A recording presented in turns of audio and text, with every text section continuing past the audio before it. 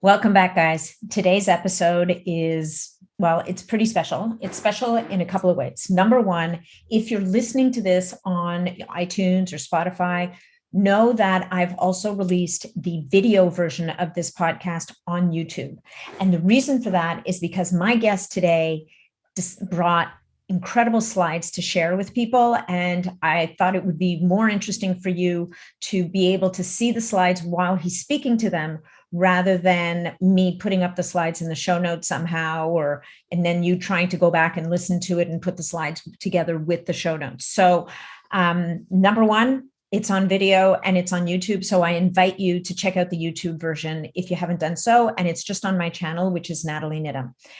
All of my audio, all my other podcasts are there too. And in addition, I've got a lot of older podcasts that I used to only do video for there as well. So it might be a new world for you guys to discover. Number two, this is a long episode. It's an hour and a half. So pace yourself, give yourself some time, maybe split it up. I don't know. I don't usually do podcasts this long, but in this case, I think it was warranted. Also, even with an hour and a half podcast, we didn't actually get through everything. So there will be a part 2 to this podcast coming down the pipes in the next 2 to 3 weeks or so. We've already got it scheduled. Hopefully it holds. Anyway, you're probably wondering, who the heck is she talking about and why am I listening to this? My guest today is Dr. Bill Laurence. Dr. Bill Laurence is a researcher. He's got a PhD in nutrition. He is very, very interested in longevity, in extending lifespan. And I'm not going to tell you why, but he has a very personal reason for this. And this is what ultimately pushed him, after a career in law, followed by a career as an entrepreneur. He then decided that he was going to study and get into this science of longevity, and for very personal reasons. And what this has led him to is a place where he is now working in collaboration with Dr. Vladimir Kavinson from the St. Petersburg Institute of Gerontology. If you haven't heard this name yet, Dr. Kavinson is the guy who has brought us peptides as we know them today, particularly the bioregulators. And his story is fascinating. We talk about it a little bit in this episode. And then, so he's working with Dr. Kavinson. He is now a member. Dr. Bill Laurence is now a member of the St. Petersburg Institute. And he has been running a clinical trial with a group of people in the US for the last 3 years to establish whether or not using bioregulators in a personalized way can actually help to reverse or slow down the rate of aging. So you can't really reverse your age. I mean, you've been around the sun as many times as you've been around the sun, but at a cellular level, can we slow down and maybe reverse aging? And we talk about some of the results in this podcast, and I think you will find them fascinating. How are they measuring this? So they're measuring this through telomere length, and they're also measuring it through DNA methylation patterns using the Horvath clock. Now, in terms of the DNA methylation results, we couldn't get to them today because we were already at an hour and a half. So that's what part 2 is going to be about, which I'll release in maybe 3 weeks or so. The telomere results that he's able to share so far, we do talk about today. And we talk about the tests that he uses and the whole 9 yards. So without further ado, I'm going to let you guys dive into the episode. But first, of course, I have to say that all of the information in this podcast is for information purposes only. Please don't run out and decide you're just going to do this on your own, which is an interesting statement because the bioregulators are quite different than the peptides we're used to talking about. The bioregulators that he's using, the Kavinson bioregulators, are actually qualified as food supplements. So you'll learn more. If you guys are interested in, even though I'm going to repeat that this is for information purposes only, before you run out and decide to do any of this stuff, you've got to check with your health professional, your medical professional. You've got to check in with people because, you just never know how your body's going to respond to these therapies. Some of them are not approved. So please, please, please take this as in the spirit it's intended, as sharing information and educating yourself in your own personal journey. But if you decide that you want to give some of these peptides a try, then you can go, I will put in the show notes the link to a website where you can order these bioregulator peptides along with a discount code. And finally, my last little spiel is, of course, if you get value from this episode and from this podcast in general, please leave us a review.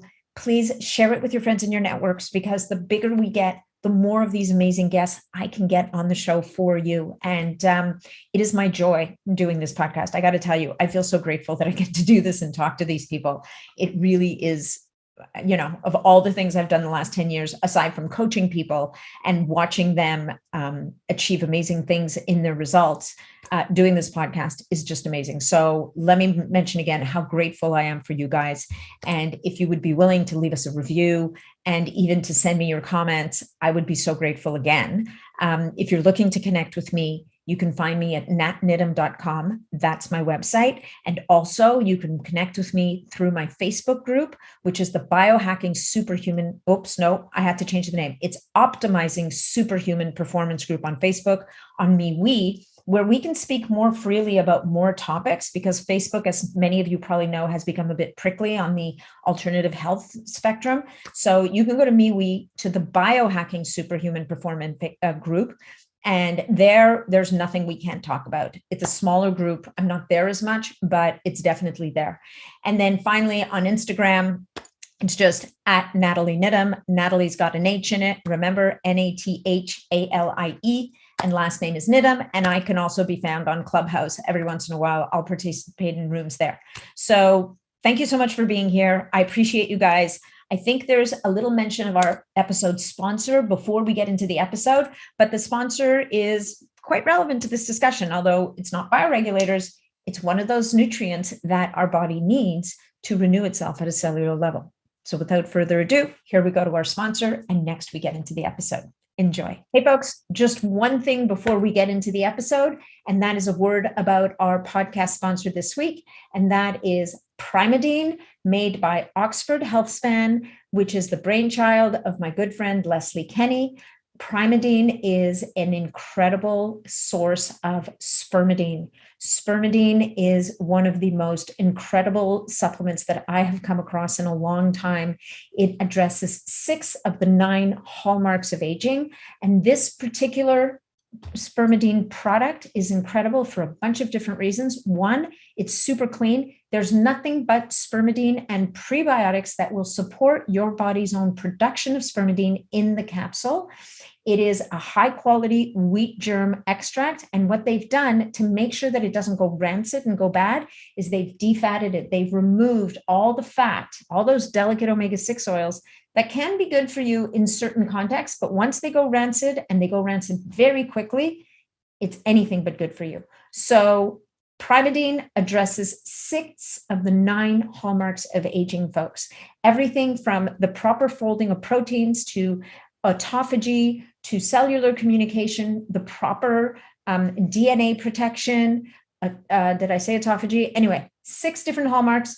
If you follow me on Instagram, you can go look for a couple of posts I've written about spermidine, and you will see why this is a supplement that I include in my stack every single day. And frankly, it is part of the foundation stack for every one of my clients. So if you decide you want to give Primeadine a try for yourself, you're going to want to go to primeadine.com and use promo code BIONAT15, and you will get 15% off your supplement.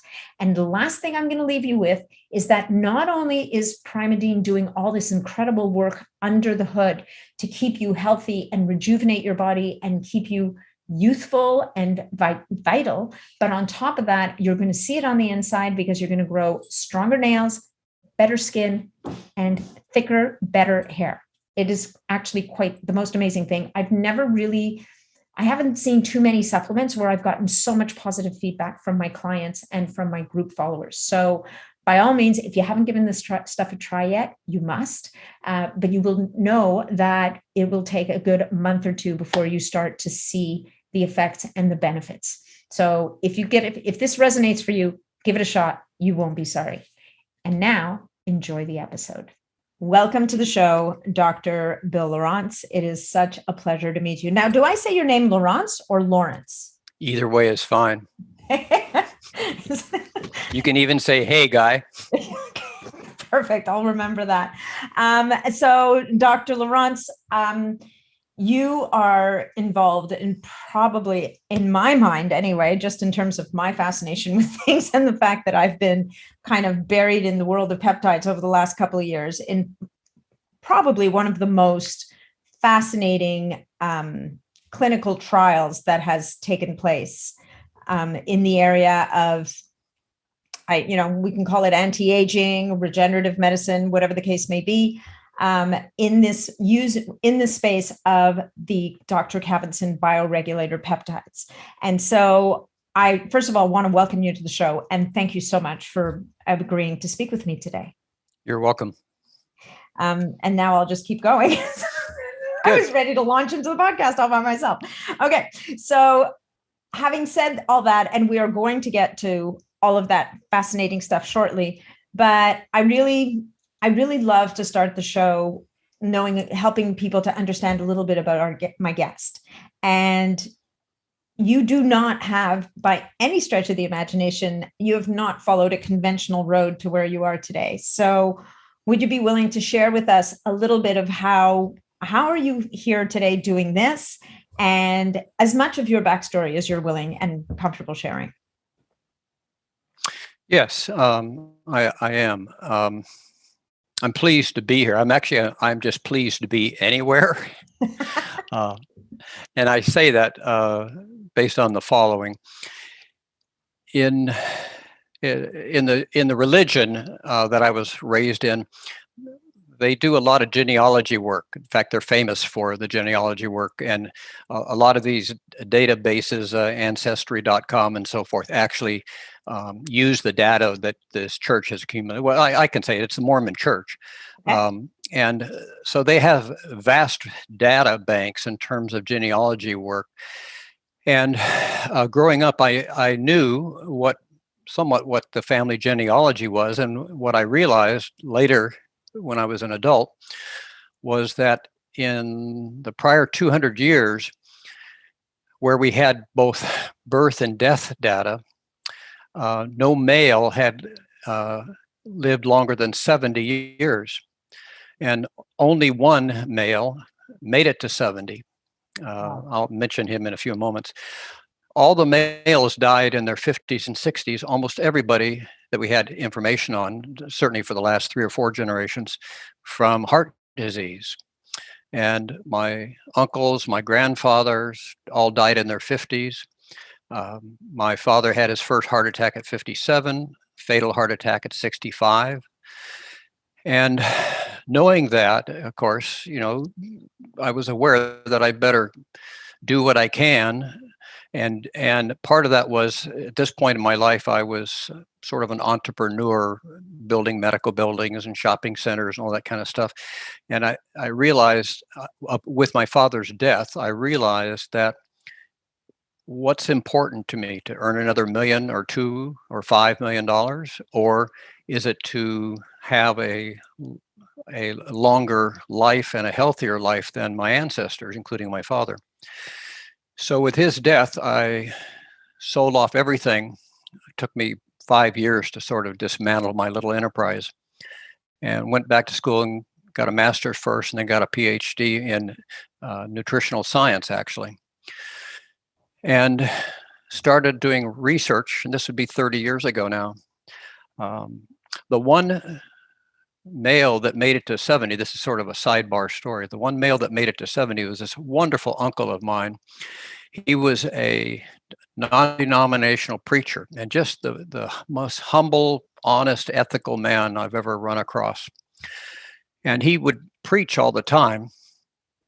There's a section in Psalms that basically says that human life should be 70 years. Well, that's 70 years. Right. He turned 70. 3 months later, he came down with a diagnosis of cancer, and about 4 months later died. So the lesson there's actually 2 lessons, I think. One is, be careful what we put into our brains. Absolutely. Yeah. He had spent his whole adult lifetime talking, preaching, and basically saying, that kind of thing, the palms. The second lesson is you should always consult your attorney on serious questions, because if he had asked his nephew, I'd have said, yeah, but there's this other section, I can't remember where it is now, that basically kind of says, it's the opposite of prisons, where you get time off for good behavior. Well, there's a section, I wish I could remember where it was, that says if you have good behavior, you can get another 10 years. Oh my God. And he missed that part. So if he had consulted me, I'd have done the research.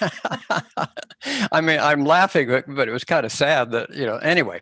So my father's death was a pivotal moment because of the family history. And so that's what brought me into the field of health. And because I had the law degree, and as a sort of a tax attorney, I was used to doing a lot of research. It was just a natural to dig in and become sort of a research expert, you might say. And when I got my PhD, I spent the first 5 years doing research mostly for alternative medical clinics and alternative doctors to be able to decipher for them the real results from pharmaceutical clinical studies.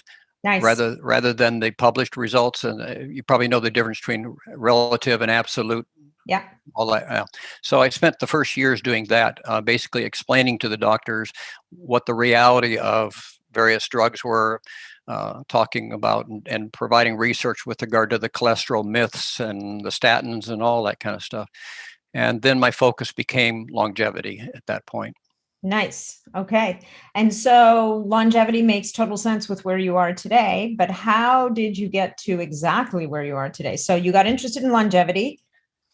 At what point did you discover or uncover or, kind of part the curtains, if you will, on this whole area of study, which is the bioregulators, which is really like, this is full on out of Russia. This is Dr. Vladimir Kavinson's life's work, really.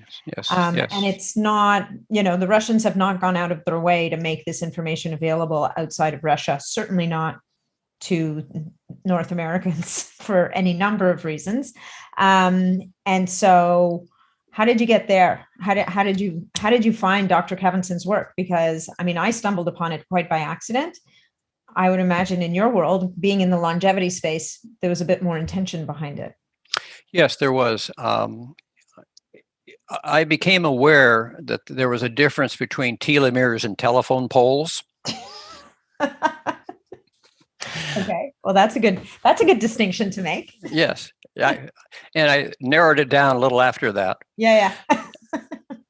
That actually was the start. I came to understand, of course, that that telomeres have something to do with longevity and also health span and so forth. And there's still a lot of unanswered questions with regard to telomeres, and there's some scientists that will argue that it's not necessarily causative, it's association, all that kind of stuff. But my research indicated that was probably an appropriate intervention area, was telomeres. So I did a lot of research, and what was really helpful was Google Translator. Yeah, you gotta love that thing. Yeah. Oh yes. Yeah. Next to Google Scholar, it's magic. Yeah, truly. And so I could now read studies, that were in Mandarin. I could read, Russian studies, et cetera, et cetera. And I ran across a study by Professor Kavinson, where the pineal gland peptide that they had developed under the auspices of the Soviet Union military, actually. Yeah. They had data showing that it activated the telomerase enzyme and could lengthen telomeres. And when I realized that and did, a couple of years of more study and more research and so forth, I decided to go knock on their door. Nice. It helped that my family is from Russia. I am an American with an American passport, but I have a father named Ivan. I have two brothers named Ivan. That's almost as good as a Russian passport for the Russians. Anyway, so what happened was I literally went knocking on their door. I went to St. Petersburg. I mean, I set up a meeting, and they were so impressed that an American, I don't know if I'd call myself a scientist at that point, a researcher, that an American researcher would be interested in anything that they were doing. Because as you alluded to, there has not been a lot of communication and sharing of information between Russia and America, which is unfortunate. Oh, yeah. Yeah. And Professor Cavinson was so surprised, I guess you would say, that an American would come all the way over there and ask them, what are they doing and where can you fit me in? Nice. And I think what actually got me in probably is my wife, Vess. She's an incredibly, what would I say? Not attractive in the physical, she is that, but people just are attracted to her. She's just honest. Great energy. Yeah, great energy. That's what it is. Yeah. Yeah. And I think Cavinson could have sent me out the door, but because I had Vess with me, it's funny how they get with her. Okay, yeah, nice. Whatever it takes. Listen, yeah, who cares? yeah, whatever works. But I mean, not in a not in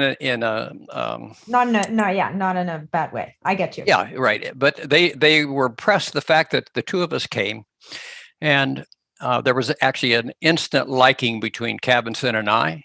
He's the brightest human being I've ever encountered. And the staff people were really gracious and so forth. And so I kept going back, and over a period of time, they assigned me some kind of a title. I've never been able to figure out how it translates. I think it maybe says something about assistant janitor or something like that. I'm pretty confident it goes beyond janitor. Well, I'm just putting it out there. I don't know that they let the janitor run the studies. Yeah. But let me give you just real quick a little history here. I'm sure you've read about it. These peptides were developed like so many things by the military, the Soviet Union military. Yes. Just like American military, in the NASA program, you have, I call these spin-offs, okay, where they have all of these things that it wasn't really on the agenda, but they discover things along the way that are really helpful, commercially valuable, and so forth and so forth. Well, what happened was the Soviet military, particularly the submarine corps, was having real problems because they were sending out young seamen in their 20s and young officers in their 30s for 3-4 months at a time, sitting in a submarine that was probably built in the late 50s and 60s, because this is all happening in the 70s, sitting next to a nuclear reactor with some very crude protection. And they were finding that when these submarine patrols would come back, that the personnel were having all sorts of medical issues, particularly immune problems and so forth. Today, we would call it accelerated immune syndrome or something of that nature. But basically thymus issues. Sure. And not to mention that their circadian cycles must have been a mess. Oh, a mess, yeah. I mean, I'm not sure how the military today in the U.S. handles that kind of stuff. But obviously, there's got to be a whole program for that. Anyway, so the Soviet Union military, because it was the Cold War and everything, and there was also some concern by the Soviet military that the U.S. was developing some lasers that would damage hearing and eyesight and so forth. And so they threw huge amounts of money, according to Professor Cavinson, at trying to figure out what they could do to rehabilitate, the submarine people. They also had what they call the cosmonaut or astronaut cosmonaut program was starting up.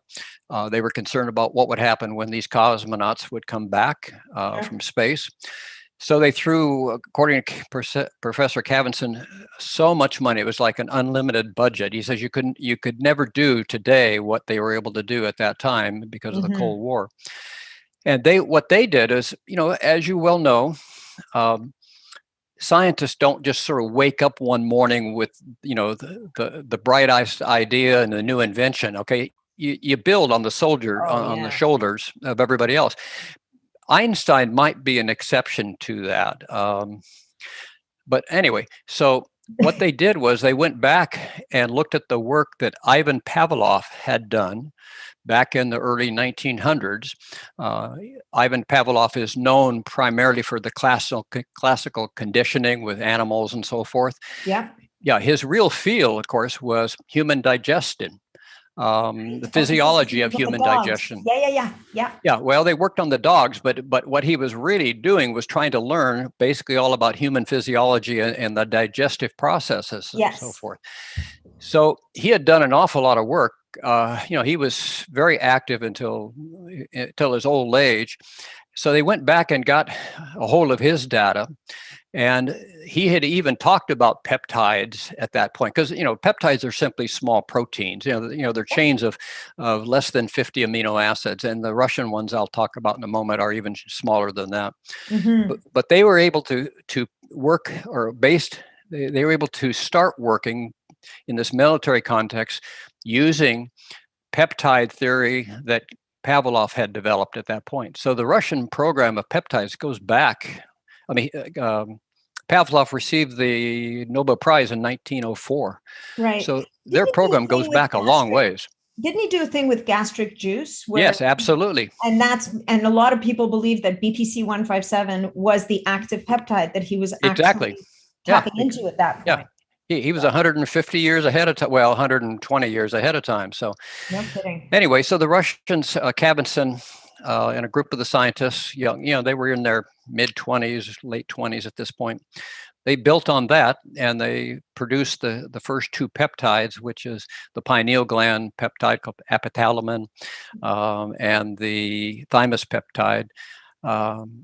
And that goes under a variety of names. In the clinical study, we use the capsule forms of these, and it's called Baldonics for the thymus, and the pineal is Indolutin. Anyway, they started developing these, and they found out very quickly that they were an incredible intervention in restoring health and regeneration at the cellular tissue level. And they started running some long-term studies. Maybe I'll bring some PowerPoint into this at this point. Yeah, and so people, I know you can't see this unless I break down and post this on YouTube, which I may, as long as Dr. Laurence is okay with it. But if not, I will put up the PowerPoint, the slide. I'll put the slides into the show notes for sure. Yes, I'm going to have to skip through a whole bunch to begin with, so it'll be click, click, click. I may comment on a few of these. Okay, let's bring this up here.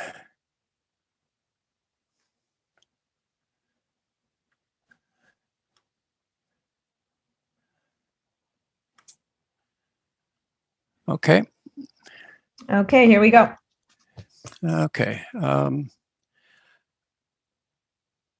So guys, just so you know, we're looking at a couple of slides here titled Peptide Longevity Protocol. I'm sure that none of you would be interested in this stuff at all. And the overall program, we call it the Peptide Longevity Protocol, or the Peptide Longevity Program, sort of interchangeably. It's the umbrella for the two clinical studies. One clinical study is a telomere study, or a telomerase activation study. That's the study that's been underway for formally about 4 years now, probably another year and a half before that, when I was grabbing anyone that had a pulse and testing them and so forth. Well, I so wish I would have met you then. Yeah.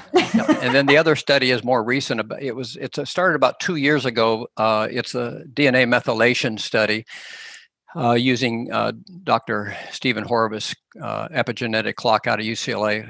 UCLA is also where I went to law school, so I was real pleased that Horvith was associated with UCLA, because it gave me some contacts. Anyway, those are the two studies. So they're separate studies. You're looking, on the one hand, you're looking at the telomeres for one group, and the other group you're looking at the methylation. And so are you not tempted to look at both for both sides? No, we are. We are. Okay. The enrollment in both is required. Okay.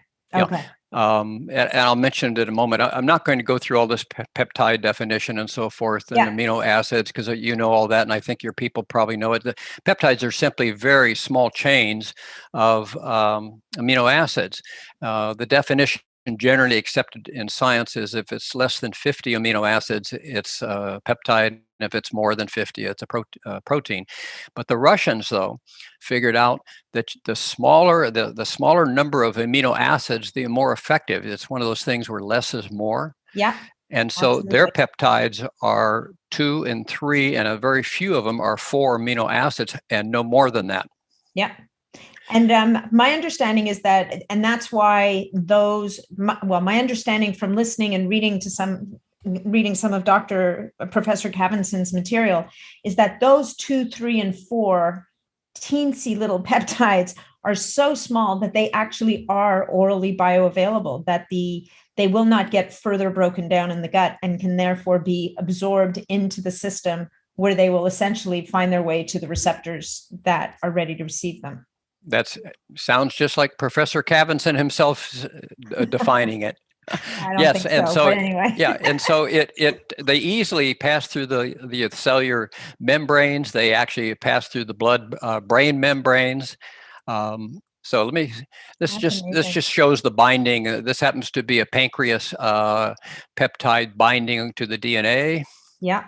And maybe this is something we can talk about as you're flipping through these, is how do these peptides actually work? And, when we talk about receptors, we're talking about receptors that activate genes. Is that correct? That is correct. And so in terms of method of action, what these peptides are actually doing is upregulating or downregulating gene expression. Yes.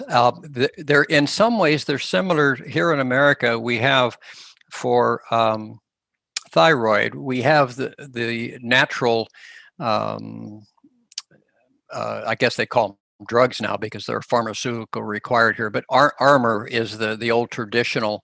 Right, desiccated thyroid. Yes, yeah. Exactly. That is sourced from pigs. Right. And it's the same principle in that these peptides come from basically about 12-month-old calves, very carefully raised. The organs are then harvested, very, very carefully filtered and processed and so forth, and then made up into the amino acid complex. And like the Armour, the peptides are organ specific. So when Professor Cavinson's team takes, for instance, tissue from, say, the pancreas of a 12-month-old calf, or from the heart, or from the retina, and go through all the processing and so forth, which is a hellacious processing, because Cavinson's explained it to me. I mean, it's just hellacious what they go through. Anyway, when they end up with the final amino acid chain, or what we call the bond, and you swallow that, or you inject it, or you take it sublingually, then it goes to the particular organ that it was sourced from, just like the Armour does. And so if you take a heart peptide, it ends up with the heart. Brain peptide goes to the brain, etc. Somewhat like a salmon. I used to live in Alaska for a while, so somewhat like a salmon, going back to. But what's interesting about this is there are, of course, many, many peptides. The Russians have what we call the natural peptide, or the cytomaxes. Those are the ones that are sourced from the 12-month-old calves. And those are the ones we use in the clinical study. In Russia, they are considered to be food supplements because of the source. And that's why we can bring them into the United States without too much difficulty. Once in a while, a shipment will get snagged by customs, and then I have to jump through some hoops and so forth. But on the whole, they are able to pass through because they're food supplements, which they are. Can I ask you a quick question? Sorry to interrupt, but so when the peptides are extracted from the glands or the organs, is it just the peptides, or do you believe that these, especially these, I'm sorry, somebody's trying to hone in here, especially these, the glandular ones, do you believe like the Armour, there are cofactors and other compounds that remain with the peptide, or are they really truly just purifying the peptide? I've asked Professor Cavinson that, and in his explanation, he speaks fluent English, but there are words in Russian that don't translate so well. Basically, the impression I have from him is you also end up with the cofactors. Okay, so that would explain in many ways Well, I mean, and it's interesting because another thing that I've learned is that, or heard, is that these natural source, if you will, peptides that are extracts from the glands and organs might take a little longer to exert their effect, but Yes. might be longer lasting in their effect. Whereas the synthetic analog of that specific peptide sequence, which can be recreated in a lab, if you will, might be faster acting, but won't last as long. And that might speak to almost like that nourishing quality of the cofactors that we kind of can't explain. Yes. Fairy dust. Yeah, you have an excellent understanding of it. There's a clinic in the St. Petersburg Institute is basically a research facility, but they also have a clinic there. Then outside of St. Petersburg, they have the manufacturing facilities and so forth, where they process the organs and so forth. In the clinic, they treat Russians without a charge, and other people from other countries will come to the clinic for various treatments, particularly retina issues, because the Russians are very advanced with retinal science. Yep. And the normal protocol there is to start a patient at the clinic. They come in, and it's a day kind of clinic. They come in during the day. They'll start them on the injectable intermuscular peptides. And there are intermuscular peptides pretty much for most of the 21 of what we call the natural or cytomaxes. And then at the end of 10 days or so of injections, and they'll do multiple injections. Peptides, the Russian peptides, are never used singly. That is, you don't just use one peptide. There's always a complex of 3 or 4. In the clinical studies, we even use more than that. Anyway, so it starts off with intermuscular, and then they'll send the patient home, typically with the synthetics, for a short period of time. And a short period of time might be a few weeks, maybe a month or so. 2 months would be a very long time. And then they also send them home eventually with the natural peptides. The synthetics are quicker acting, as you understand, because they are basically one amino acid, one molecule. As a result, it quickly passes through everything, gets into the cells and the tissue and so forth.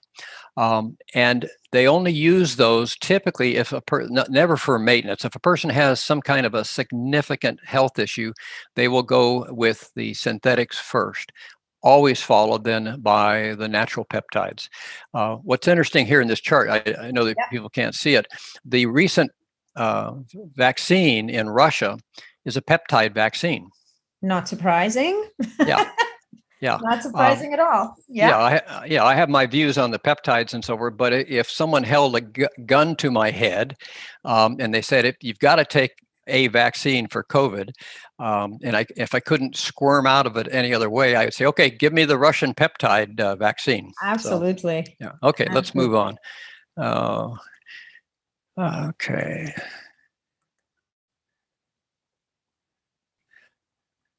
This is just, of course, that's Cavinson in the group there in front of the St. Petersburg. This is Professor Cavinson. He's a retired colonel in the military, extremely well known in Russia and actually in Europe.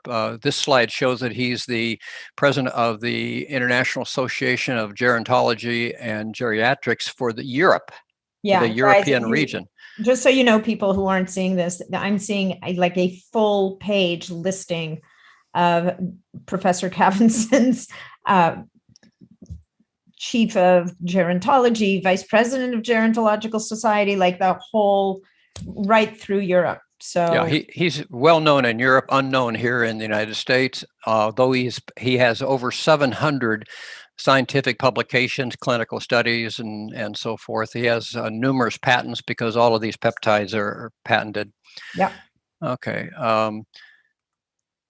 The Russians didn't work in secret. I mean, they did originally under the Soviet Union, of course, because everything was a secret in the military. But they have partnered with variety of research centers, including the National Institute on Aging here in the U.S., for a lot of these studies that I'm going to talk about in a few moments, with institutes in Italy, Germany, France, Spain, Belgium, and so forth. So it's not like these peptides have been kept a secret. It's just that the interest among scientists and the medical world in America hasn't reached out that far, and unfortunately doesn't at the moment seem to be willing to make that reach as well. Yeah, and it's interesting, because when I've talked about these with doctors who I've spoken to or interviewed on the podcast, they are gobsmacked and desperate for more information. So, it's interesting how this information hasn't managed to filter its way to, if you will, the front lines, because the front lines are all over this stuff when they hear about it. Yeah, it's the internet that's sort of opened that door. Yeah. I put this is a slide of Professor Kabat-Zinn about 2 years ago receiving Russia's highest civilian award. It's called the Freedom Award for his 40 plus years of service to the Russian people. And Kabat-Zinn, of course, is my boss. He supervises the clinical studies. And what I laughingly say is that his boss is pictured next to him, and that's President Putin. Yep. Giving Kabat-Zinn the award. What Kabat-Zinn is saying in this little clip here is that he believes that in the next 10 to 15 years, that peptide pharmaceuticals will become the most crucial development in the world. And that's already starting to happen, certainly in Europe, because these peptides, they have no side effects, unlike pharmaceutical drugs, and they're so much more powerful than pharmaceutical drugs. I've never seen, of course, President Putin at the clinic, but his personal physician is in there every single month, carrying out boxes and boxes of the peptides. And Putin, he's very keen on being healthy and so forth. And his doctor has mentioned in interviews that President Putin is biologically younger than his chronological age. Okay, so let's see. Traditional aging patterns, people get old and so forth. And this is a reference to your earlier question. There, as you know, Natalie, there's all sorts of theories on why we age and so forth. I mean, there's more than what's shown on this slide. And on this slide, I probably have 8 or 10 of them. But you'll notice at the top, the telomere shortening and the DNA damage. Those are the two that the clinical studies focus on. And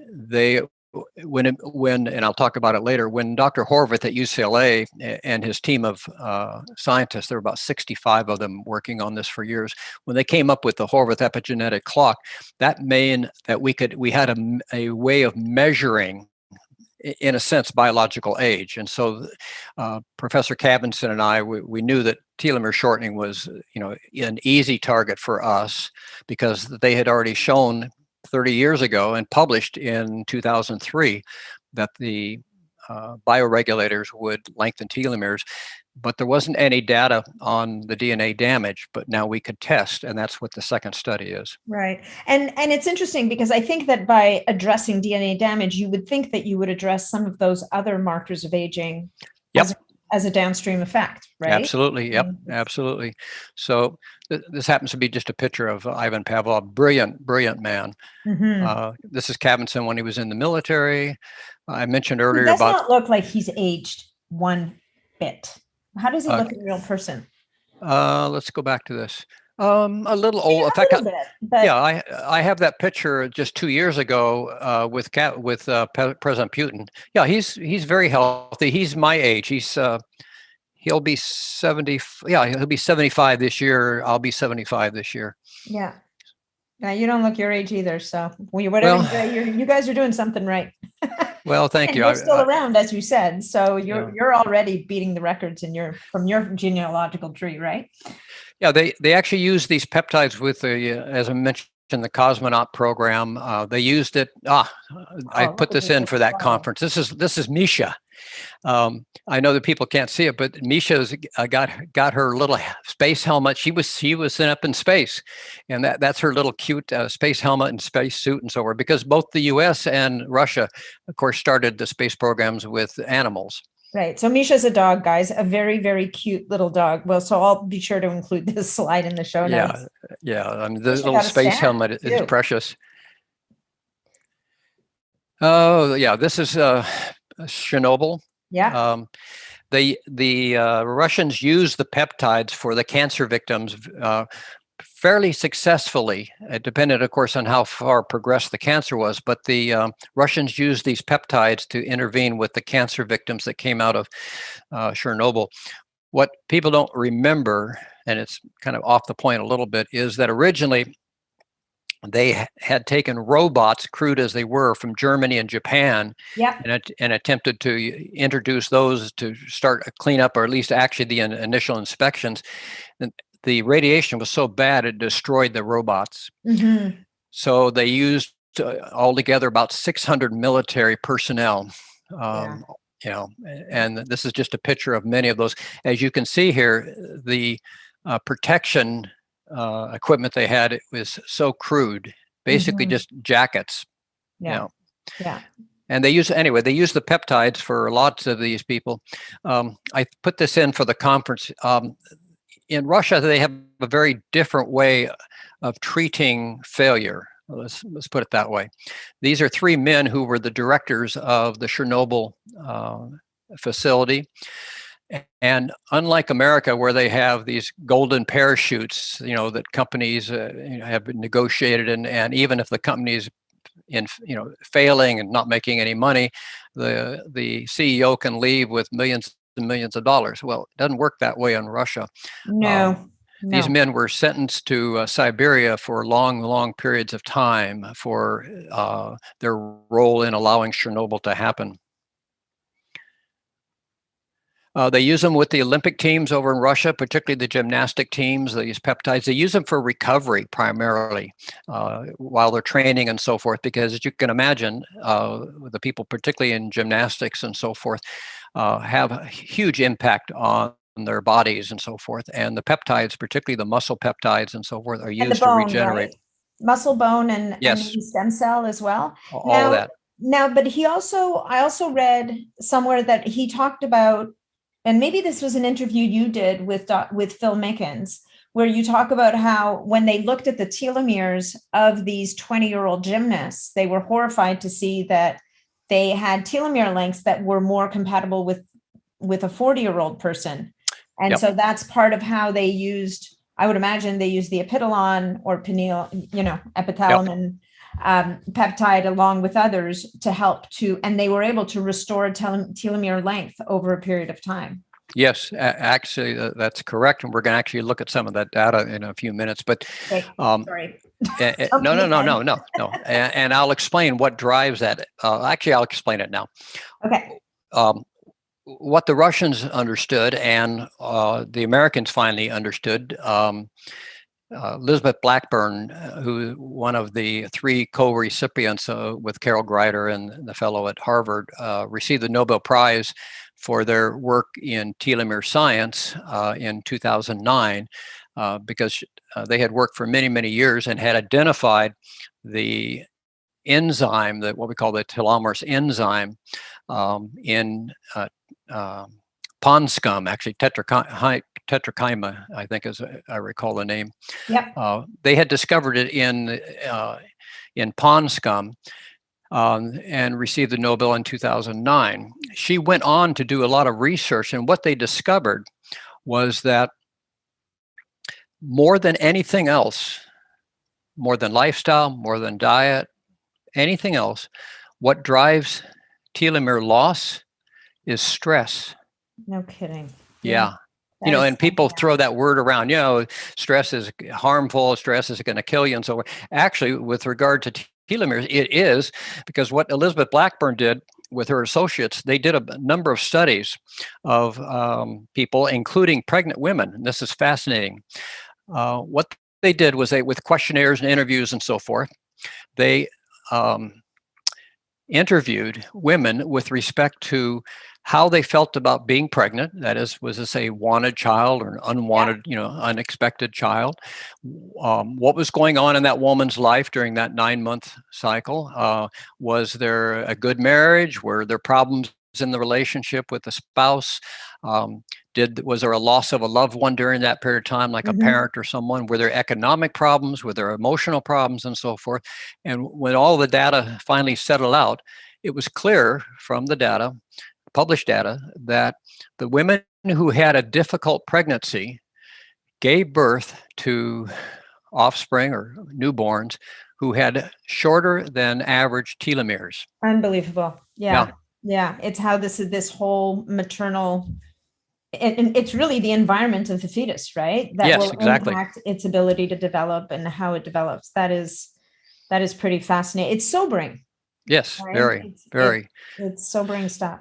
So what the Russians did was they did some long-term studies. This one was published in 2002. This, I think, was a 15-year study and a 6-year study, depending on the age brackets. I'll show it to you in a summary here. Yeah. So what they did was in the 90s, actually started in the late 80s. In this particular study, let's see. Yeah, they had two categories. They had what they call elderly people, 60 to 74 years old, and they used over a period of 12 years. If I put this laser on, can you? That's okay. Don't worry about it. Okay. If you look in the middle of it there where it says mortality rate in the course of 12 years. Yeah. Okay. In the control group, which means that those not using peptide, just what they call polyvitamins, in other words, just vitamins, normal diet, et cetera, et cetera. In the course of that 12 years for that age group of 60 to 74, 44% of those people died, which would be about normal, except that in Russia, and this was conducted both in Russia and Ukraine, they have less longevity than they do here in the US and so forth, although the US is catching up, or maybe I should say catching down to them. Yeah, no kidding. Yeah. Well, they live much more stressful lives typically. Yes, sure. yes. So 44% of the people not on the peptides, but using peptides over the course of 12 years, just using the pineal gland peptide, just one peptide, it dropped it in half to 22.3%. Yeah, that is astounding. Yeah, it dropped the mortality rate by 50%, just using one single peptide. And this is all-cause mortality, right? Yes, which speaks to me to this central role that the pineal gland plays in health and aging. And it's not just aging, it's this whole idea of this circadian clock, this master clock that will then, from a upstream or downstream, however you want to call it, perspective, affect just about every other aspect of our ability to stay healthy. Absolutely. Yeah.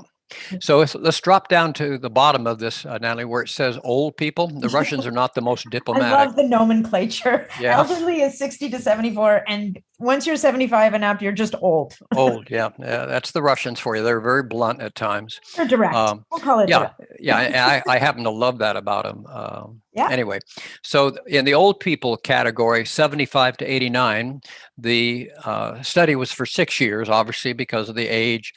And during that 6 years, 81.8% of the non-peptide group died, again, normal for that part of the world. Using one peptide, again, the pineal gland peptide, it was 45.8, basically 46%. But when they added a second peptide, and this is the thymus peptide, it dropped the mortality rate to 33.3%. Amazing. So you had a reduction from almost 82% during that 6 years down to 33% with two peptides.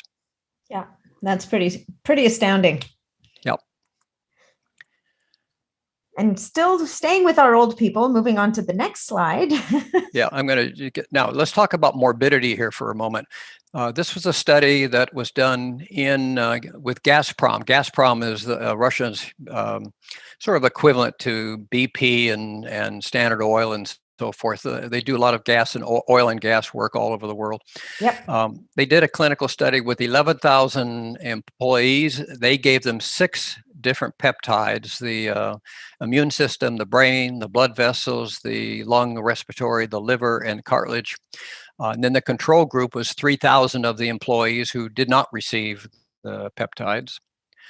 And this went on for a year. So as you see in the chart, the sort of the purple block, the control group, had what you see there is, significant amount of morbidity or sickness. We don't know the exact number because it's in the clinical study. The point here is that the groups using the peptides reduced in respiratory diseases, which is very relevant because of COVID, dropped it 2.7 times. In other words, 2.7 times less morbidity using those peptides for these employees. And when they looked at total morbidity, not just respiratory, it dropped it 2.3 times. I mean, a huge decrease in morbidity. And this is these employees, GAZPROM, as you can imagine, very rigorous kind of employment. A tough job. So one question for you though. So the observation period was 1 year. Were they given one course of, do you know, does it say in the study if they were given one course of the bioregulators, or because usually bioregulators, we talk about 2 courses 6 months apart. But well, that would be for maintenance. Okay. Yeah. For maintenance. That's not even for illness, but no. So I'd have to go back and look. As I recall, this was every other month, I think, but don't hold me to that. Okay. Okay. So it's a fairly rigorous intervention from a bioregulator perspective. Yes, and with the clinical studies, it's every month actually. Okay. I'll get to that if we have time. So we're gonna make time. Okay, so no pun intended, but we can really see the results with retinal issues. And the Russians are known pretty much throughout the world, I'm not sure about America, as leaders in vision issues, retinal issues, and so forth. So what this is, these are eye scans, field of vision scans, and what they're showing here is that with diabetic retinoplasty, on the left, what you're seeing is green means that this person has vision. Red, yellow, black means impaired or no vision, the black being no vision at all. So after a couple of years of treatment, and I can't tell you the frequency at this point with it, most of what we see here after a couple of years of treatment is green. Wow. So I would estimate a 90% reduction in the black and the red and the yellow. Yeah, the one on the left looks like a patchwork, and the one on the right is almost all green with a couple of little areas. This person has a life at this point in terms of their vision. Here's retinitis pigmentosa. Lots on the left, lots of black. You treat for a couple of years, and a lot of green replaces the black. With retinitis pigmentosa, you lose the central vision. You lose the peripheral vision. And people who have it talk to me, and they tell me it's like looking through a straw. Yep. Now I have a good friend. I have a good friend who has this, and has spoken to the institute in St. Petersburg about it. Wonderful, wonderful. Yeah. I've got a couple of teenage boys that have been on the peptides for 6 years now. 2 brothers, 13 and 15, were diagnosed in the same year. It's an inheritable disease, unfortunately. They were diagnosed within the same year, both of them with RP. And through a series of people just knowing each other and so forth, they ended up coming to me. The parents and the boys came to me. I got with their doctor, and we put them on a peptide program. I just talked to them 2 weeks ago, and their night vision improved, their peripheral vision improved, and they still have a diagnosis of RP. I'm not sure that it's ever completely curable, but they have normal lives, whereas over 5 years, it's a progressive deterioration disease. Yeah, I mean, guys, just know that RP, retinitis pigmentosa, is considered by conventional standards untreatable, progressive, like it's going to do what it's going to do. So I guess, do you know, and has any information come out from the Kavinson Institute, from the Institute in St. Petersburg? Do people need to be continually treated with the peptides to keep the RP at bay? Or is it something that over a period of time you reclaim your vision and you're able to stop the peptides? Do we know that? Or is that one of those things that people are still figuring out? We're still figuring it out. where I lean at the moment, based on what I know, is that you're going to have to stay on a maintenance program. Yeah. The maintenance program, I liken it to this, and that is, you can't go to the gym every day for a year, Right. and get really strong, and then, I'll go every 6 months after that. It just doesn't work that way. Yeah, So, absolutely. yeah, so let's skip through these. Here's the same thing with macular degeneration. A significant improvement. I would say there's probably a 75% reduction in the black and the red and the yellow. Here's glaucoma, same thing, vast improvement. I won't go through this cancer thing in any detail. This is an induced cancer trial where they were attempting to induce cancer in mice and rats and so forth, either with the DMPA, which is a chemical complex that they use, or with X-ray or constant lighting and so forth. If you look, Natalie, over here at the far right-hand side where it says control and peptide, yep. What they're showing there, we'll take the first one up here with the rats with the epithalamin. The control group came down, 81% of the control group ended up having cancer induced, in other words, diagnosed with cancer. Yeah.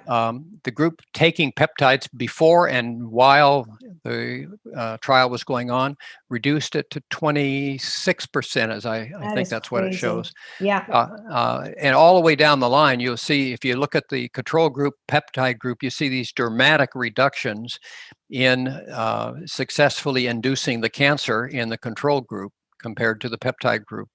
It is amazing to me also the constant lighting, and people, we've been talking about light and the influence of light and the importance of the right light at the right time. But here, again, if you don't end up going to these slides, there's a slide here that shows that epitalon was administered to female rats and male rats who were held under constant lighting. So it never got dark. They never got the melatonin. Their circadian rhythm got completely disrupted.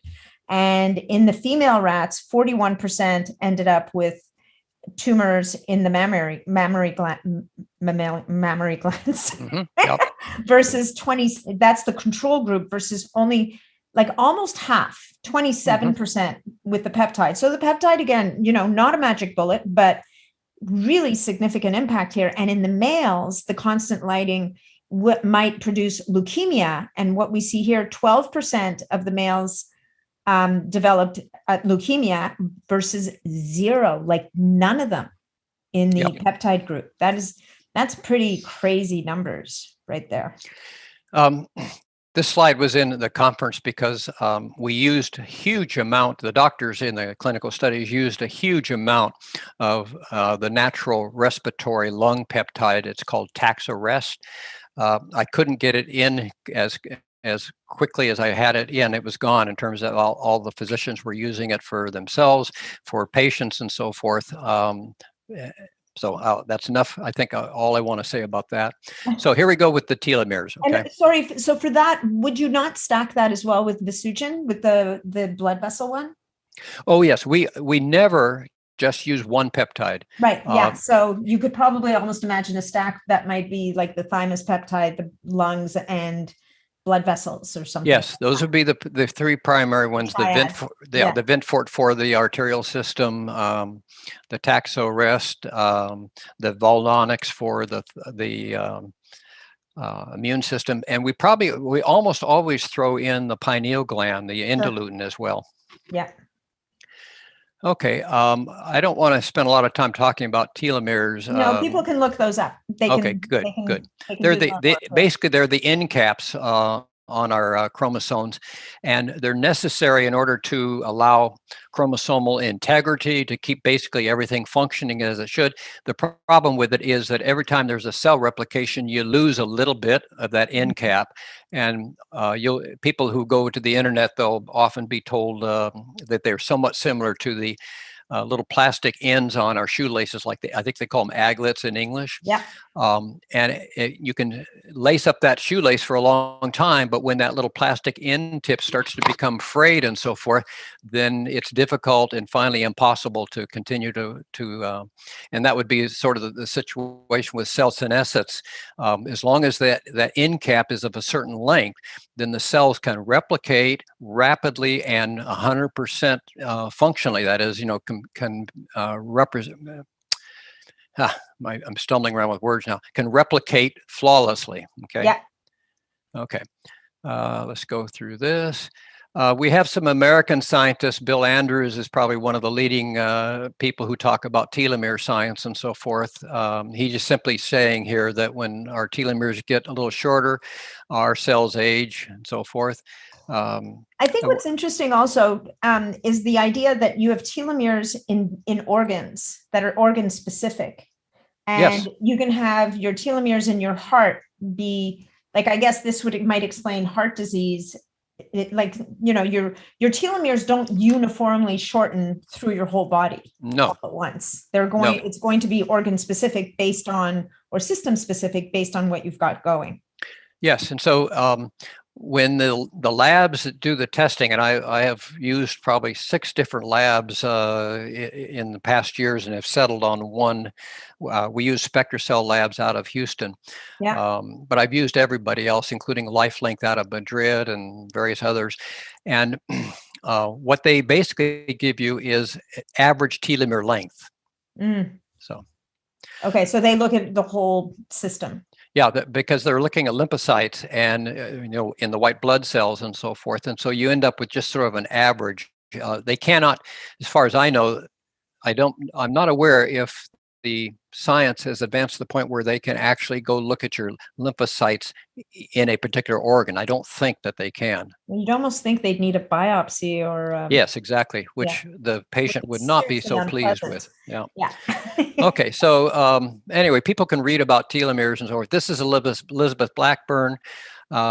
She basically is making the statement people with longer telomeres have less risk of developing the common illnesses of aging. So it isn't just about longevity, it's also about health span. In other words, minimizing disease exposure, vulnerability. So this is actually the study that I mentioned to you, Natalie, that I saw that was translated. It was in 2003 or something like that, where they was showing that epitalin induces telomerase activity and telomere elongation. And when I saw it in a translated thing, that's what took me to Russia. Yeah, I'll bet. Got you right on the plane. Yep.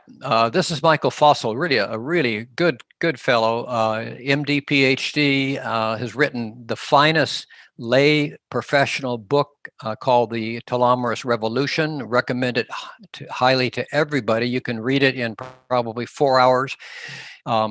A person who without a science background will readily understand it. He talks a lot about the science of it, but then what's interesting is he goes into the various major organs like the brain, the heart, and so forth, and talks about how it affects, how telomeres affect all of that. He's working on putting together a synthetic that he has in FDA stage 1 trials at the moment. He's hopeful to finally get a synthetic because he wants a patent and get the insurance companies and then to pay for it. And hopefully it will be effective for people. He and I correspond periodically. He knows what the Russians have. He knows what I'm doing with the clinical studies. We're using the natural peptides that can't be patented. And so there's no big monetary value, unlike the synthetics. Right. So I have a question for you on the telomerase, but so we know that I recently heard something about cancer cells having very, very, very, very long telomeres. Yes.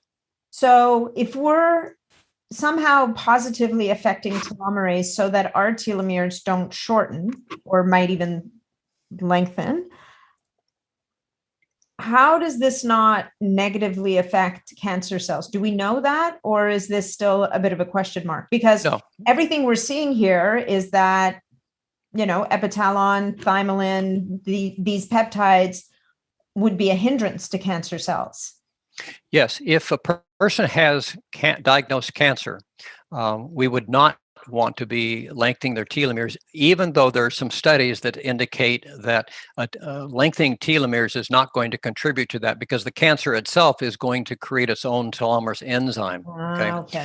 But just out of a sense of caution, we screen out anyone that has had a cancer diagnosis for the clinical study. But Cavinson tells me, and other published research indicates that lengthening people's telomeres is not going to trigger cancer.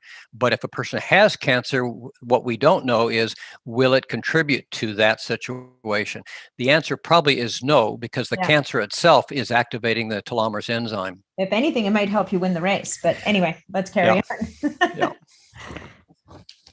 Okay, so we know from a lot of studies that short telomeres play a central role in almost all the age-related diseases. Now, I'm not saying by that short telomeres cause those diseases, but what we do know from lots and lots of clinical studies, and there's probably at least, I think last time I looked, there's more than 5,000 PubMed and other published articles on telomeres, okay? What we do know is that the people who have shorter telomeres become more vulnerable to these various diseases. And so the idea is, if you can keep your telomeres from significantly shortening, or what we call accelerated telomere loss, the belief is that, and backed up by a lot of clinical studies, is that you are less vulnerable to all of these diseases. And the science basically shows in the published studies that people with short telomeres come down with all these common diseases more readily.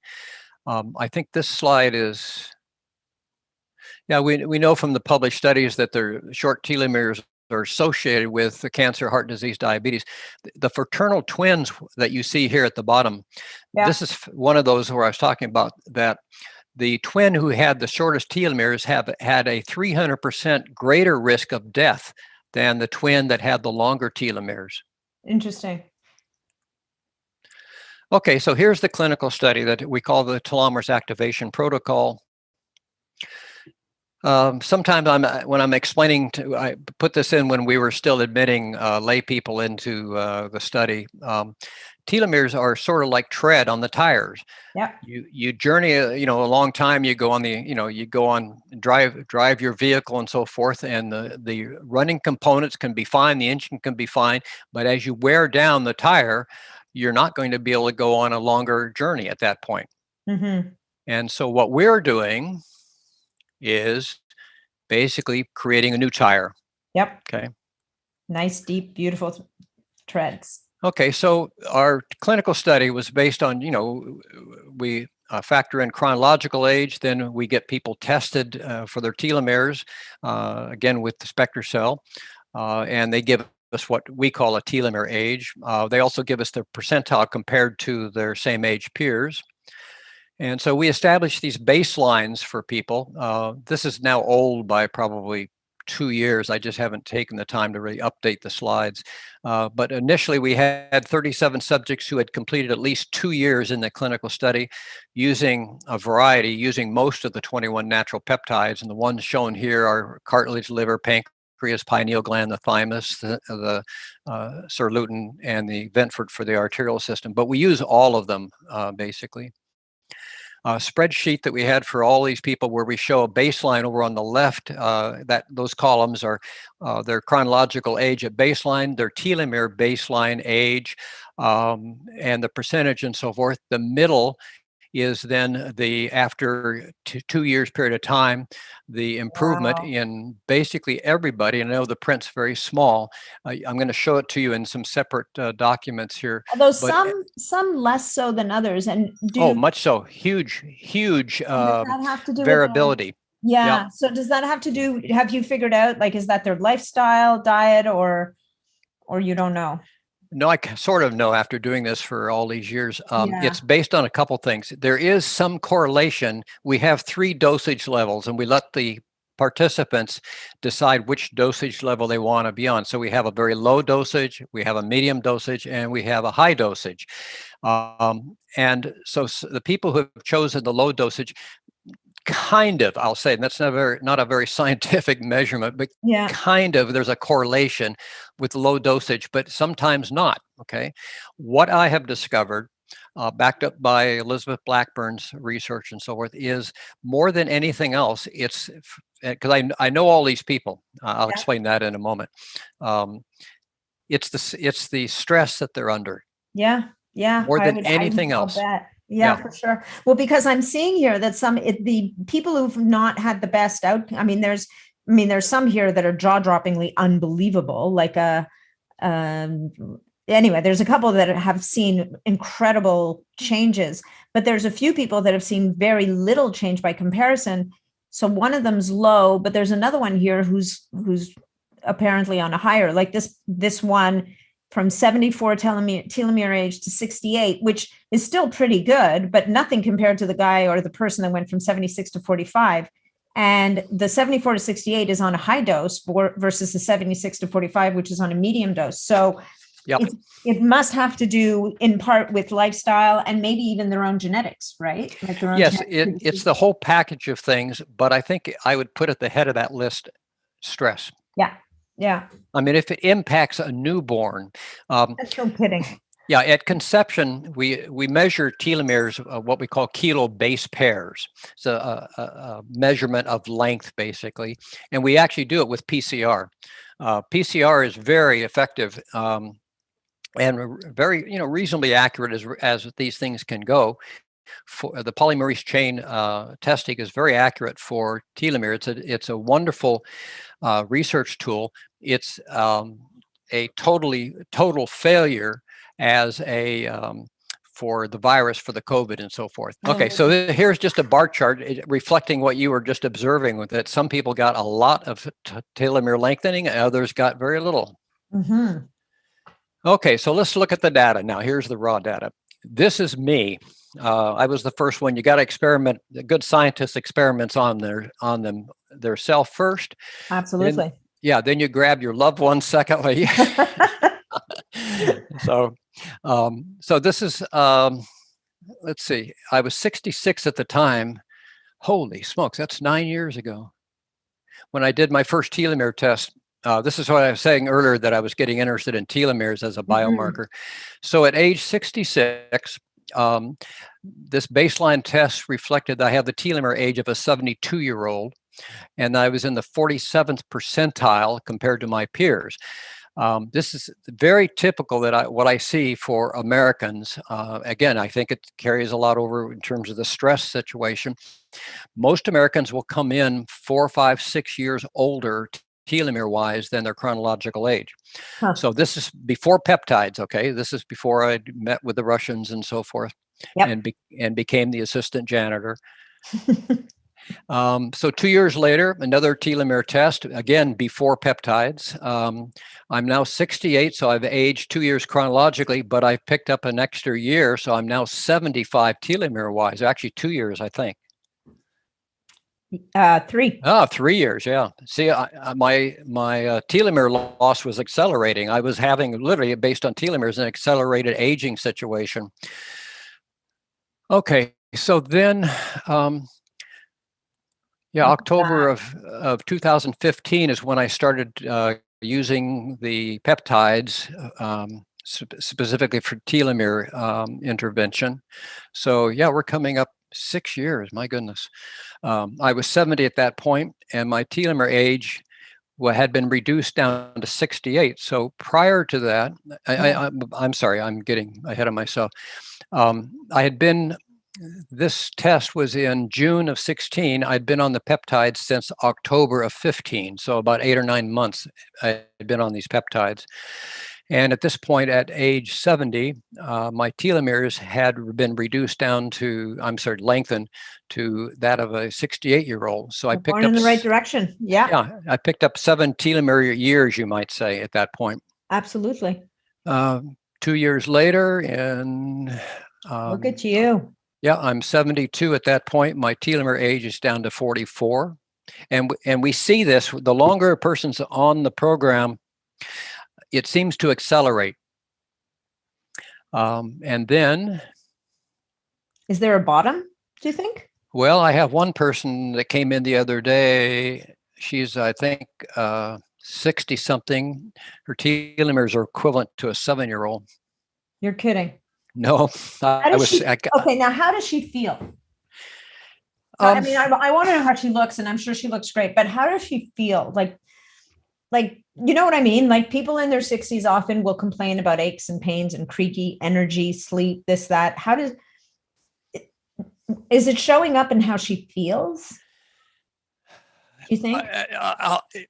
I'll say yes, but let me qualify that. Okay. As you would know, a subjective evaluation is very different than a lab test. Okay, and so I talk to these people all the time. There's now almost 100 people in the two clinical studies, and I talk to them pretty frequently, mostly by email, actually, and so forth. There is no person that I have spoken to that feels worse than when they started. Okay. And many of them have, and I have to be careful here, but many of them have experienced organ regeneration that is reflected by positive labs. Okay. Yeah. Okay. I was going to ask that. Like, have you seen that people's health conditions have improved? And as much as you can say that is what you're saying right now. Yes. And the labs seem to be improving. Yes. And it's not that I end up seeing the labs of the doctors. They send me their labs all the time. And I see the improvement for where they have issues at the beginning, and then a year, 2, 3 years later, I see significant improvement in lab markers. So Wow. this is the And last look at one. You. Well, yes. I mean, I'm 75 in a few months. I feel like I'm 30. I'm a ballroom dancer. My partner's a competition ballroom dancer. I still take lessons. We dance 3 nights a week, both Argentine tango as well as ballroom. Love it. I think most people who see us, and I'm going to show you Vess's numbers in a minute, they must think we're probably in our 50s, probably Vess 35. Yeah. And I have to take the lessons because if I don't maintain my skills, I think Vess is going to run off with an Argentine tango instructor or something. I'll show you a picture. Yeah, I'll show you a picture of it in a moment. Anyway, so this is my last one. I test it myself every 2 years. At age 73, my telomeres are equivalent to a 35-year-old. Amazing. And I went from the 47th percentile in the beginning to 88% on this last test. Beautiful. Now let's take a look at Vess. And I'm going to show you a picture of Vess. Vess is with a V. This is her baseline back. She was 60. She's going to be 65 next month. So she was 60 when we did her baseline. She also had accelerated telomere loss. Her telomere age was 63. She was in the 49th percentile at that point. This was June of 2016. I'll skip the interim because we tested her every year and just get to the last one. Wow. She needs to be retested. We're overdue. Anyway, her chronological age was 62. Her telomere age was 33. Unbelievable. At this point. Yeah. And this is Vess. I know people can't see the picture. Geez. Yeah, she looks. This slide is going into the show notes. Wait till you see this. Yeah, she probably could pass for 40 or 45 at this point. She'll be 65. Wow. So 18 months. So, okay. So next question. And I think I know the answer to this. A younger person most likely responds faster to the therapy than an older person. Because like we see here, 18 months, she was able to reclaim 25 years on her telomere age. Whereas with you, who was in your late 60s, 70s, it took a little longer to kind of back up the bus. That would seem to be the case. That would seem to be a reasonable hypothesis. The problem is I don't have enough data with young people. Right. At this point, let me think. Tora is the youngest person we've ever enrolled and tested. So yeah, because we don't have the data, let's say, for that young gymnastics team from the Russians, but so we don't know how long it took them to get them back to that 20-year-old state from their 40-year-old state after, let's say, the Olympics. That's correct. Okay. Interesting. So fascinating. I love it. Yeah, this is another Oh yeah, this is LL. I'll explain this in a minute. Her baseline, she was 69. Her telomere test came in at 80. We put her on a program. A year later, wow, her telomeres were that of a 63-year-old. Unbelievable. Yeah. Now, and this is just one of many, as you saw from the bar chart and so forth. there's a lesson, or yeah, I guess a lesson you could say, at the beginning of this 4 or 5 years ago. If I knew someone and they had a pulse, I wanted them in the program because that was the only requirement. Well, because you have to find people who are willing to buy into this at that time, right? Well, I'm sure they were looking at you like you had three heads. Well, exactly, because here's the pitch, okay? I've got these pills that were developed by the Soviet military. Made from cow parts. Right. And they come from cows. And I'd really be pleased if you could swallow these for the next few years, and we'll see what happens. Yeah. I mean, that's the definition of trust. Okay. Absolutely. Although I can tell you, of the people listening to this podcast right now, there's a whole whack of them looking your number up, going, where do I sign up? Well, I don't want them to find me. We'll have to talk I know. about We talked about this. We're not giving links. I promise. Okay. So the lesson here, though, is that this lady is my ex-wife. Well, look at what a nice guy you are. Yeah, we were dating in high school, got married young, and so forth. We divorced in 1980. The friendliest divorce in the world. We had our arms around each other, crying at the time. Aww. We just knew that we shouldn't be husband and wife. We've been friends ever since. I mean, literally, every couple of weeks I talk to her. So the lesson here is for the benefit of two human beings that once had a relationship, for the benefit of children, because we have two children, and they have been really the beneficiaries of us having a nice friendship. Oh, no kidding. Yeah. And the other advantage is that if you can maintain that kind of a relationship as a scientist, you can experiment on them. Okay. That's a good benefit. I mean, yes, and look at she reclaimed, what was it, like 17 years? Yeah, well, about 17 years. Yeah, and she's still in the program. Oh, she's probably like 22 by now. I mean, I think she's come out on top here. Oh, yes, yeah.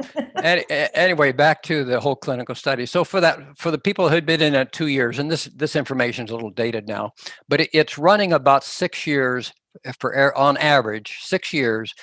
Telomere reduction, or a telomere age reduction for every year in the program. And so for the first 2-year period where people had been in the program for 2 years or more, it was a 12.32. When you took all those people, the 37 on people, average. Yeah. So 12.32, and just we can skip that. I just thought that was cute. We want to be the guy with the long telomeres. Yeah. No, we've got telomere humor here. Yes. Now, this is Vess sitting in Dr. Kavinson's conference room. The pictures that you see in the background are famous Russians and other people, including prime ministers from different countries who have come to the Institute for treatment. Professor Kavinson is looking like the proud father at this point. Oh, yeah. Very, very pleased with this. Was once we got into the 2-year mark. So that's amazing. Okay, that's that. Okay, so that's current aging expectations. This is what Professor Kavinson and I believe is going to be and is. Yeah. And that slide, people, just instead of watching people stoop over, we now finish with a standing tall, nice physique person stepping out. So where do you suppose this is all going, though, with, if we believe that human lifespan has an endpoint at around 120 years, do you think, and again, like this is all, we don't know, conjecture, we're kind of learning as you go along here. Oh, you're talking about that right here. Practical immortality. Okay, I'm going to stop with my question and let you go on. Sorry. Well, your question is a perfect introduction to this. Yeah. How long can we live, and how long can we live well? Figure. That's the key, of course, is the latter. Longevity by itself is not important. The goal is to have longevity and health span.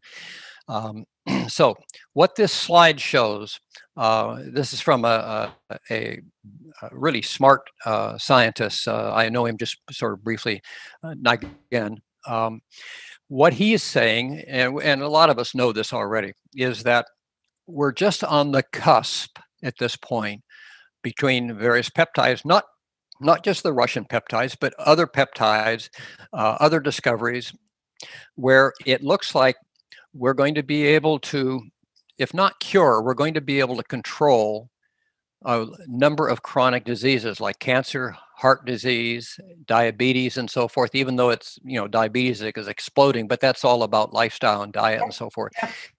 All of these things, the idea is that over the next 10 years, if you can stay healthy to take advantage of what's available now, which, it takes a certain amount of discipline and so forth. You got to have the right diet. You got to go to the gym and work out. You got to reduce the stress. You got to, do a number of things. Meditate. But if you can stay, if you can stay healthy for the next 10 years, and 10 years is a guess, there will be such, I think, phenomenal is the word I would use, medical and health interventions that we then can leverage that up to 120 or 130 years. Wow. And that's what the concept of the bridge is. But you've got to stay healthy to cross the bridge to take advantage of those things. Amazing. And then you're saying in the future, we may be seeing lifespans of, let's say, for our grandkids, let's say, they may be looking at the possibility of 150 to 200 year lifespans. Boy, people better like their careers. Yes. Or really good at it. or just change every 10 years. Well, do like what you did, right? Have multiple careers. Yeah. So I know we're used up a lot of time. There is a second study. Maybe we can do the second study review at some later date because we've used up a lot of time. Yeah, no, I think if you're willing to do a part 2, I'm all over that. I think that would be amazing. We can talk. This is the epigenetic methylation study. So maybe what we'll do is we'll kind of wrap it up here because I don't want to take up too much of your time either. And besides, people at this point have run out. They've probably finished a notebook and moving on to the next one. So yes. Or run out of ink on their pen. So I will just ask you, if you don't mind, maybe 1 or 2 short questions to finish off.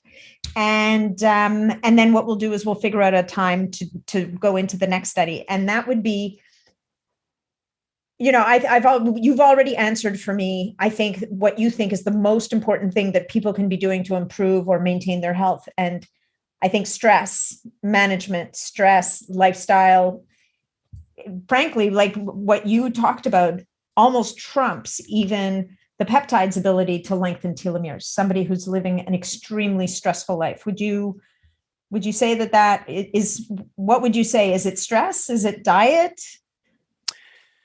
Are you asking basically to create the longevity that we're seeking? Yeah. What is the formula? Is that sort of what you're saying? More or less. Like, what do you think is the most important?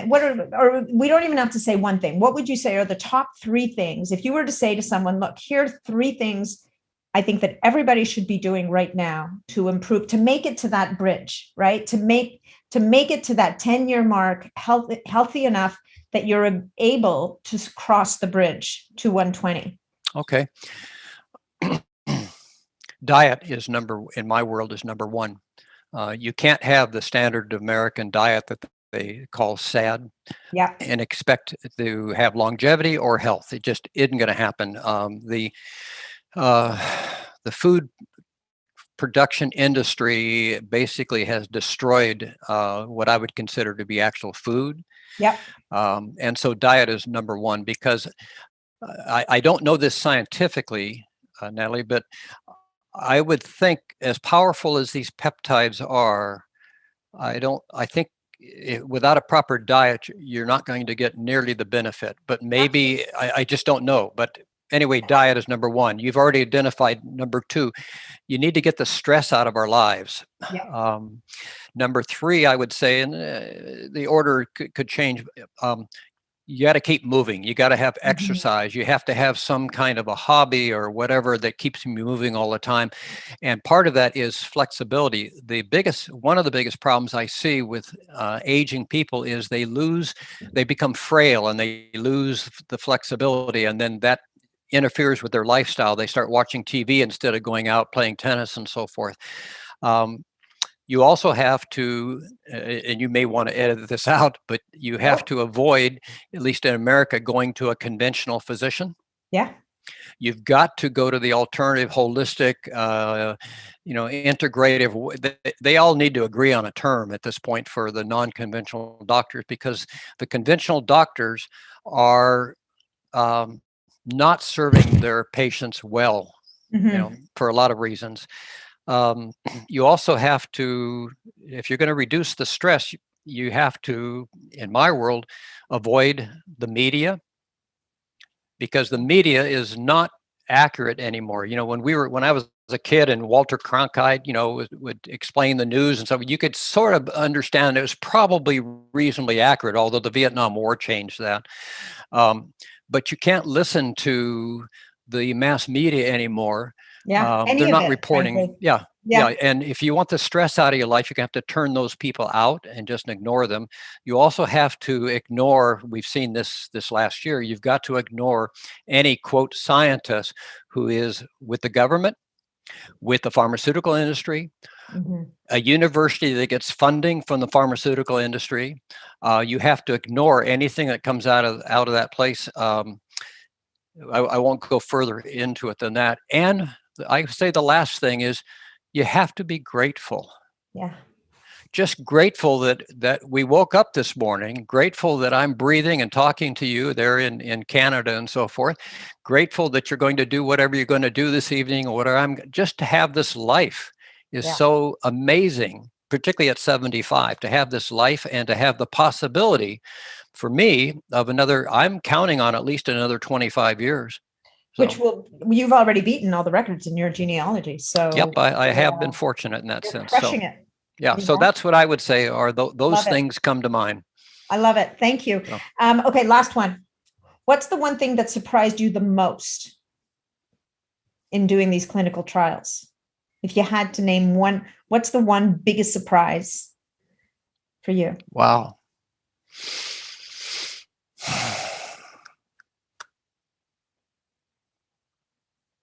Yeah, here it is. It's not a positive, unfortunately. The biggest surprise is I would have people referred to me. This doesn't happen pretty much since I restricted it to health professionals. I would have people referred to me, and if it was a married couple, one of them would be really gung-ho in terms of their health, and oftentimes the other had no interest in cleaning up their life, and would even sometimes sort of sabotage. Yeah, I see. Honey, it's just one drink. It's just, one more donut, whatever it may be. So I would say the biggest surprise, and that may be because my life for the last 30, 40 years has been so focused on being healthy and not dying, basically young. Yes. That I guess the biggest surprise, I kind of thought everybody would want to be like me in terms of, I want to wake up tomorrow morning. That's probably the biggest surprise, is that there are numbers of people who they're not will. Here's an example, and I know we need to finish this up. This is so sad. I had a couple that were in the program years ago. Wonderful Philippine couple living in Las Vegas, and the husband was diagnosed with dementia, Alzheimer's, just after we had started the program. There were some signs there and so forth. But we kept him on the peptides and so forth, with the idea that maybe, with his permission of his doctor and so forth. And I had to meet with the doctor and explain what we were doing. The one thing that was troublesome was that this fellow grew up drinking Pepsis. We're sitting there at his table in their home one evening, and I'm just talking to him about, we're not making any progress with the dementia. In fact, it's getting worse. And I, as I have said to you several times, if you want to get well, you're going to have to give up the Pepsis. This is heartbreaking. You're going to have to give up those Pepsis. And he looks at me, and his wife is sitting there, and he says, I've drank Pepsi. He was like in his 60s. I've drank Pepsis ever since I was a little kid in the Philippines, and I just can't give them up. And I said to him, your dementia is getting to the point where you may not know who this lovely woman is sitting across from you, your wife of 40 some odd years. You're going to have to choose between the Pepsis and having an ongoing relationship with this lovely woman. So what's your choice? honest to God, Natalie, what he said is, I'm not going to give up the Pepsis. Yeah, it is heartbreaking. Yep. I've actually sadly seen that myself in my practice, and it's gobsmacking. It's astounding when you meet someone like that, and those people are out there, and you can only do what you can do, right? Yep. Exactly. People have to want it more than somebody once said to me, if you're working harder than your clients, then there's something wrong. that is so true. So true. It's taken me a long time to actually learn that. Yeah. Yeah. Yeah. And you have to just, release them with grace and wish them well on their journey. Yes, exactly. We all have our path. Yeah. And on that, Dr. Bill Laurence, I am going to thank you again profusely for your generosity of time and knowledge and information. This has been an absolute pleasure. And I really look forward to part 2, where we can talk about the next study. It's my pleasure too. It's been lots of fun. Thank you so much. Okay. Bye for now. Bye.